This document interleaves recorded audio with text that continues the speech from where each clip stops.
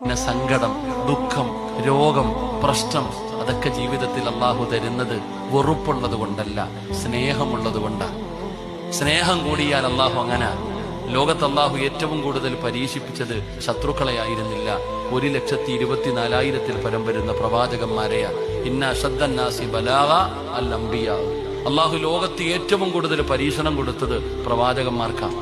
ഈ പ്രവാചകന്മാരിൽ ഏറ്റവും കൂടുതൽ കണ്ണുനീര് കുടിച്ചത് മഹാനായ ആദരവായ പ്രവാചകൻ നബി മുഹമ്മദ് മുസ്തഫ സല്ലല്ലാഹു അലൈഹി വസല്ലമ തങ്ങള്. ഇഷ്ടമില്ലാഞ്ഞിട്ട് ജനിക്കുന്നതിന് മുമ്പ് വാപ്പ മരിച്ചില്ലേ, കണ്ടു കൊതിതിരുന്നതിന് മുമ്പും മരിച്ചില്ലേ, എത്ര പട്ടിണി കിടന്നു, എന്തെല്ലാം പ്രയാസങ്ങൾ അനുഭവിച്ചു, എത്ര മക്കളുടെ മയ്യത്ത് കബറടക്കിയ നിബിധങ്ങൾ, എന്തെല്ലാം ത്യാഗങ്ങൾ.